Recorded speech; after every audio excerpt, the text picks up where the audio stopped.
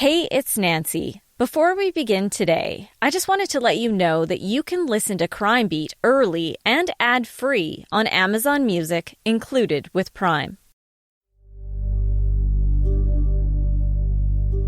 If you're a long-time listener, you know most of the stories I cover share a common starting point. Something suspicious happens, someone contacts the police, and an investigation begins. In the majority of cases, a crime is confirmed to have taken place, and there's a victim. But what happens when police don't have either of those things? It could be something, a delusion. It could be just rumors. It was just really hard to tell. Police are going through missing persons files in an attempt to identify possible victims. The biggest challenge now, finding a body to see if this homicide investigation is truly a homicide. I think it would have been easy for us to say we did our best and walk away. I'm Nancy Hixt, a senior crime reporter for Global News. Today, on Crime Beat, I share a case where police weren't sure a crime had even been committed against a victim who they weren't sure even existed. This is Deadly Rumours.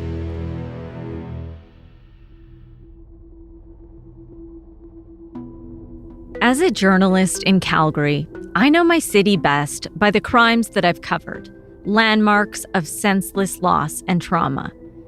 There's one house that I went to often for a story nearly 20 years ago, and it's burned in my memory.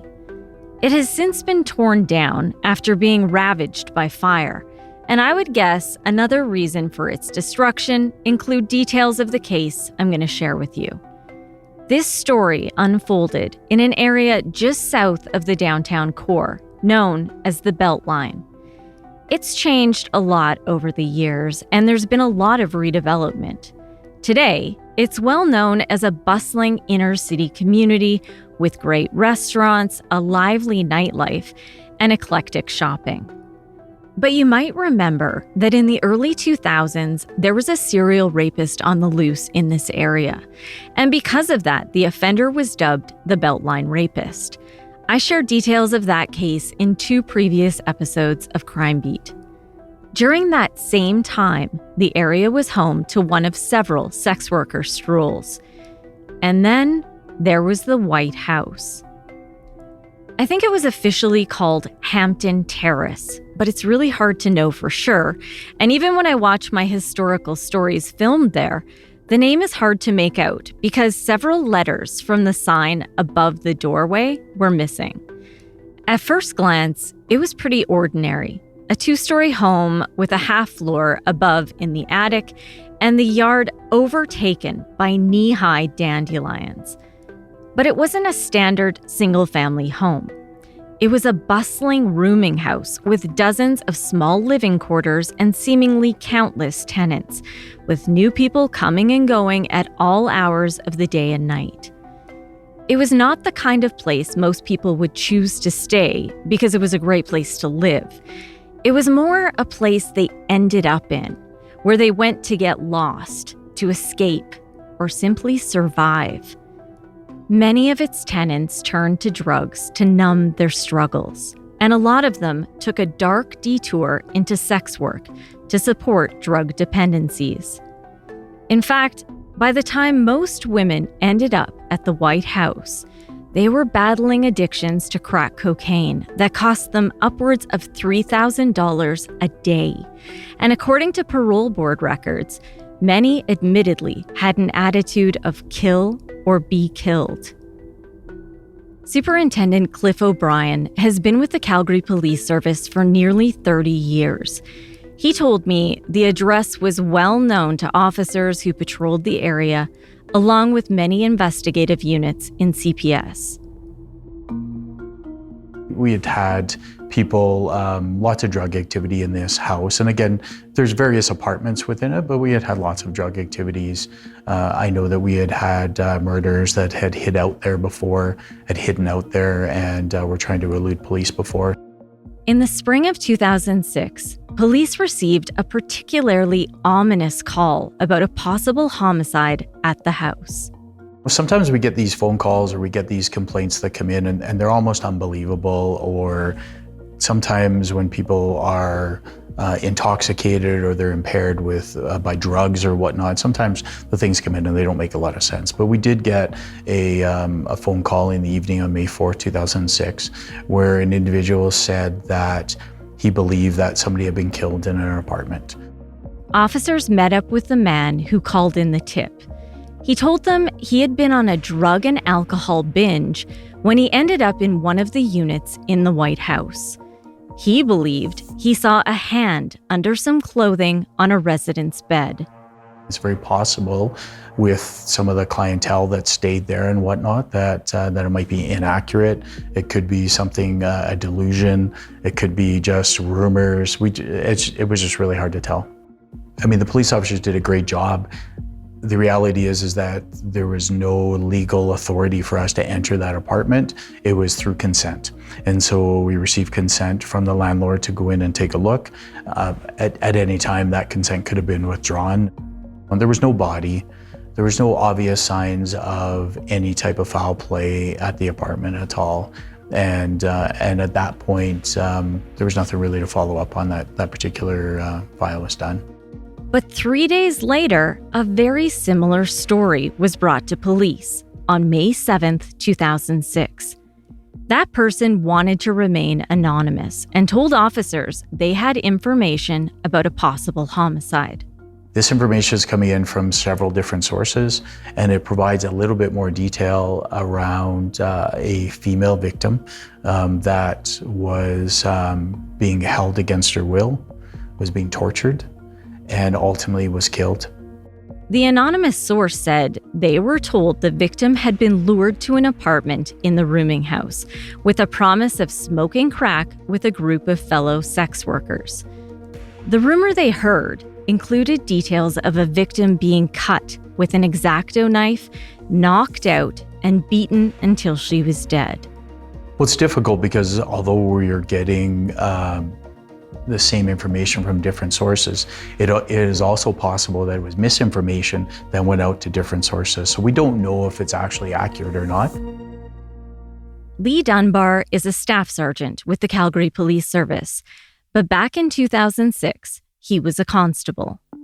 Dunbar and his partner regularly patrolled the area. They started to hear more rumors about what happened in the rooming house. We were rolling by that house, actually, and we ran into a source that I had who asked to speak to us and once again gave us similar information that a homicide had taken place in that house. No information on name, and some of it's even conflicting, but there seems to be a consistent theme that something's taken place. My partner and I, we did go to the house. We did have conversations with people in that unit and around that area. We were able to look in the room. There's no evidence of foul play at all. We were looking for things that would have indicated, like, potential like blood or anything like that that would be consistent with a homicide, and we didn't see anything like that. But as the officers got into their vehicle to leave the area, we were approached by another person, I'm going to say a witness, who had gave us, I guess, our first real bit of information that would corroborate this. And that was that a homicide had taken place. We were told that that the White House, 3 girls that lived there, were responsible for killing a girl who is known to be a rat.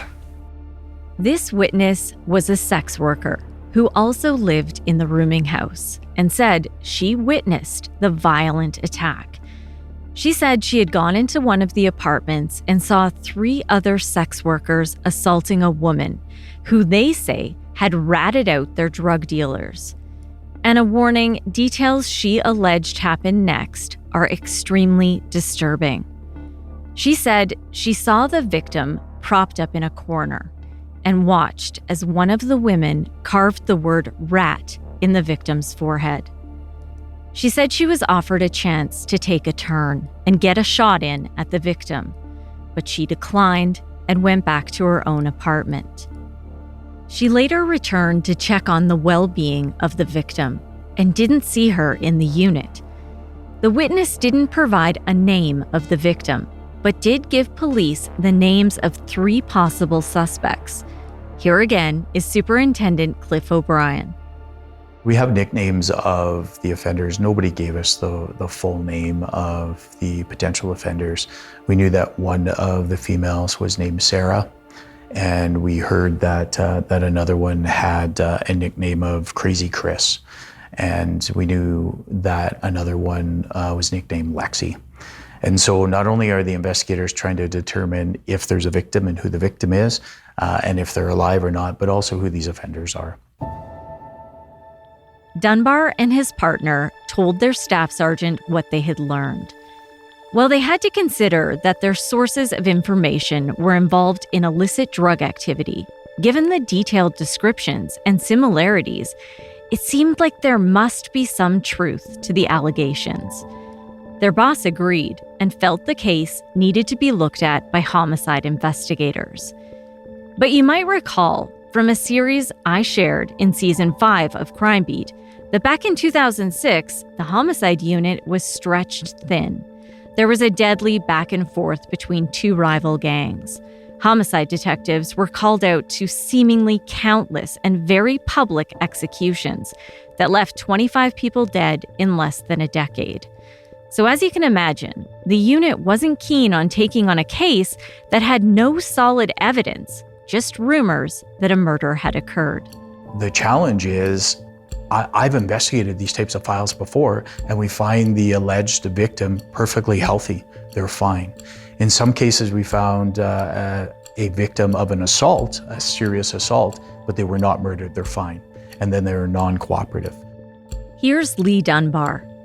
At that point in time, there was not a lot of interest from homicide. We didn't have identity, and there was nothing really truly that would indicate that this actually took place, aside from the sources that we had that didn't have a lot of reliability, to be honest. Without the support of major crimes investigators, the 2 officers went back to their boss and looked for guidance on next steps. So he endorsed full support from the district. That meant the officers didn't have the backing of the homicide unit or major crimes because there was still a lot of skepticism that a crime had even been committed, let alone a possible murder. But at a district level, their commanding officer supported them digging deeper, and the investigation was allowed to continue.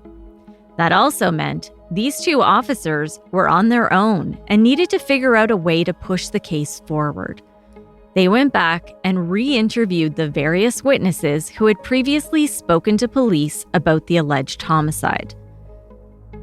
The very first tipster provided further details about what he saw, beyond a hand sticking out from under a pile of clothing in the corner. He again told police he was in the middle of a drug-fueled bender and believed he witnessed the disturbing events 5 days before he called police on May 4th, 2006. The man said he heard groaning and heard the offenders tell whoever was making the sound to shut up. He said the next day, on May 5th, he saw one of the offenders and asked what had happened in her apartment the night before. The witness told police the woman told him she killed someone. He went on to name 3 offenders: Lexi, Crystal, and Sarah.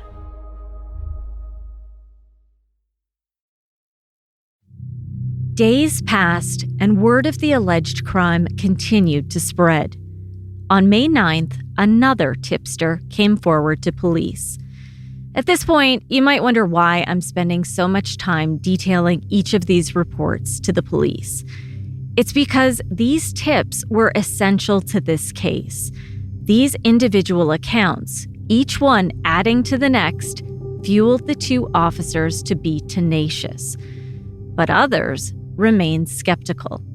You have to remember, following that original tip on May 4th, patrol officers took a look inside the rooming house apartment and found no signs of foul play. So 5 days later, when yet another woman came forward with a similar story, it was becoming a big deal. This latest source spoke to police after they gave a promise of anonymity. Like several previous sources, the woman also named Lexi, Crystal, and Sarah as the offenders, and said all three of them had cut off a woman's hair and murdered her, and added even more gruesome details. Some of the information that's coming forward about, an offender etching rat on the victim's forehead, the offenders trying to crazy glue close the mouth and the eyes of the victim. It almost seems unbelievable. It seems like something that you would watch in a movie, not something that would happen in downtown in one of our major cities. This source said she heard the women had wrapped the victim in saran wrap and put her body in the dumpster beside the house, and said the killers had someone guard the dumpster so bottle pickers wouldn't discover the body prior to garbage pickup the following Wednesday. That's when the officers realized that key evidence of this crime was likely thrown in the trash before police even looked inside of the apartment. If in fact there was somebody that was seriously assaulted or was killed, there's a great likelihood that there had been some type of cleanup. And knowing that the patrol officers had been there a few days earlier and didn't see anything, there's a very good possibility that there was some type of cleanup, and that cleanup, that garbage, would be in that dumpster. Police needed to find out if evidence of a murder had been thrown in the garbage, and could it still be in the same dumpster? The next day was the pickup for the BFI dumpster bin that was sitting outside of the residence. My partner and I worked with BFI, and we had an independent truck come pick up the bin at the scheduled time, and we brought the bin back to our identification section, where that's our crime scene section, where we had it dumped. The problem was neither Dunbar or his partner had ever processed a crime scene. And because major crimes weren't supporting the case, they would need to sort through the dumpster themselves. So they turned to Constable Jim Hands, a forensic crime scene investigator at the time. Acting Detective Lee Dunbar at the time, he and I liaised and worked together in ensuring that any exhibits that he or others had seized at the White House or the dumpster were correctly preserved and documented. Documentation is a huge part of this, because not only do you have to identify and preserve an exhibit, but you also have to have it preserved in a proper fashion, in that when it comes to presentation at court, that it withstands a court challenge. Dunbar and his partner began the tedious task of combing through countless bags of garbage. As you might imagine, a lot of what they found was pretty standard household waste, like food and wrappers. Anytime they found anything that looked even a bit suspicious, it was labeled with one of their initials and logged. And then they came across some bags that fit the narrative shared by the tipsters. We saw there was female clothing. We saw there was hair, razor blades, and duct tape, which all was consistent with some of the information we had received prior to getting to that point. They also found a lot of blood-soaked items, including socks, a pillowcase, a piece of newspaper, Kleenex, a plastic bag, a hoodie, a woman's t-shirt, a long-sleeve shirt, and a pair of women's jeans. There was tape with hair on it, electrical tape, and empty duct tape rolls. Those were also soaked with blood. They found a large clump of brown hair with a hair tie still in it. And as they dug further, they found several other piles of hair. Constable Dunbar and his partner also recovered 2 X-Acto knives and a half-used roll of saran wrap. Still at that point in time, we didn't know anything happened more than potentially an assault. Really, there was not enough blood in that dumpster to, for us to jump to a homicide. Superintendent Cliff O'Brien said the contents of the dumpster provided the first tangible evidence that the rumors might actually be true. There seemed to be corroboration to what the witnesses were saying. They did say that the victim had her hair cut, and so there's clumps of hair. They did say that some of that clothing was used to mop up blood and wipe up blood, and sure enough, there's bloody clothes in there. There were also a couple of crumpled up notes located inside the dumpster. One had handwritten lines, like the ones you would be assigned if you were in detention in school. This one had the words, "I'm a goof," written over and over. In a prison system, being called a goof is one of the worst things that can happen in that environment. A goof within that context is a child killer, a molester, or a police informant. And so that term goof, which for most of us doesn't really mean much, is something very, very significant in that world. One of the notes provided a new name to investigators, Rochelle, spelled Richelle. As we put this episode together, Dunbar read me the note. And a warning, this is disturbing to hear, given the allegations that the victim was being tortured. So we found this in the dumpster with the victim's clothing and hair. It's a note, and you got to understand that she would have been under duress. But so some of it's indiscernible. But this is what it said. To the boys, this Rochelle, I give you my hair. Here's a gift from a goof. I deserve what I got. I owe you my life. I'm a goof. I'm a goof bitch. I'm a goof. I'm a goof bitch. I'm a rat goof forever. I will forever have what I did. I'm going to remember what I did every time I look in the mirror. I'm going to look at what a rat goof crack whore. It will be forever written across my forehead. Because that's the least I could do to show the guys how much I regret what I did. I'm a goof and I'm sorry. I'm a goof. I'm a goof. I'm a goof.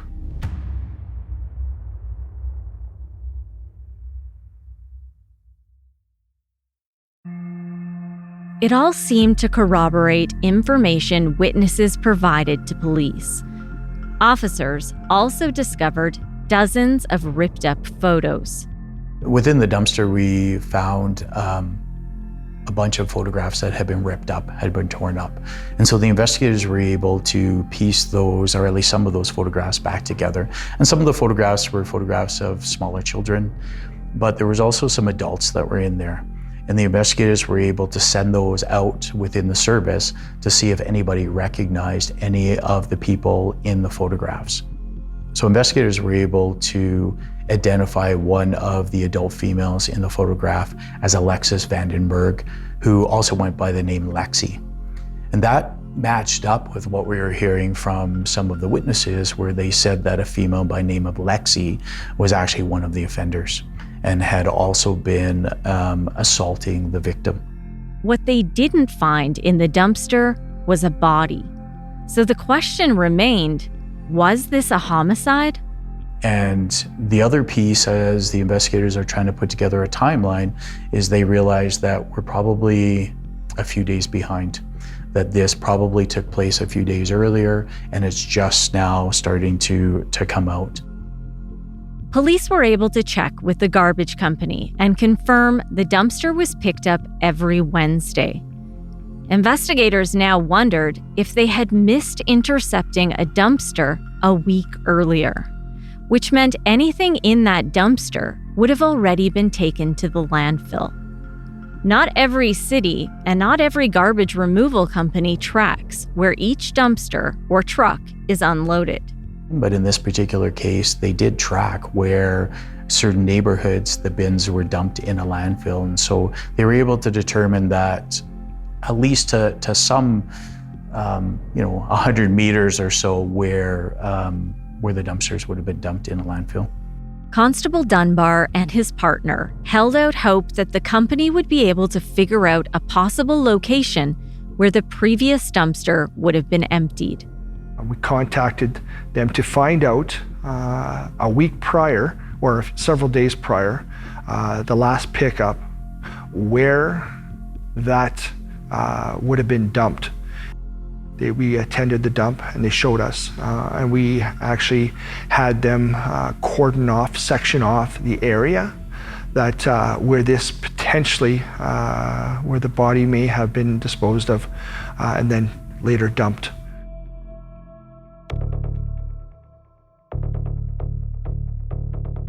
Even with a location narrowed down, searching a landfill is no small task, and back in 2006, it wasn't a common practice. The zone identified was massive, the size of a football field, and 20 feet deep. It's the first time Superintendent O'Brien can recall a search being considered for this type of investigation. It was a huge ask when investigators still weren't sure a murder had been committed.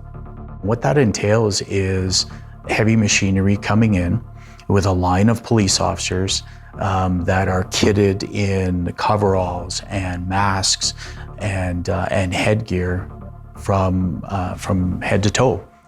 So there's a heavy machinery comes, takes a scoop, puts it out in front of us, and then the police officers will methodically go through and they're looking for any evidence. Dunbar and his partner felt it had to happen. They at least had to try to do all they could to see if someone had really been killed and thrown in the trash.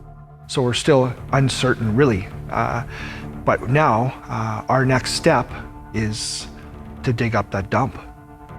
Would Calgary Police approve such a large-scale search for a case where they still didn't have clear-cut evidence of a murder, let alone the identity of a possible victim? I think it would have been easy for us to say we did our best and walk away. Totally defeated. There was just too much information there to not investigate. And it needed an answer either way. That's next time on Crime Beat. Crime Beat is written and produced by me, Nancy Hixt, with senior producer Dila Velasquez. Audio editing and sound design is by Rob Johnston. Special thanks to photographer-editor Danny Lantella for his work on this episode.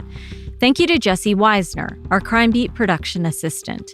And thanks to Chris Bassett, the VP of Network Content Production and Distribution and Editorial Standards for Global News. I would love to have you tell a friend about this podcast. There are 6 seasons of stories you can listen to and share. And if you can please consider rating and reviewing Crime Beat on Apple Podcasts or wherever you listen. You can find me on Facebook at Nancy Hixt Crime Beat and on Instagram at nancy.hixt. Thanks again for listening. Please join me next time.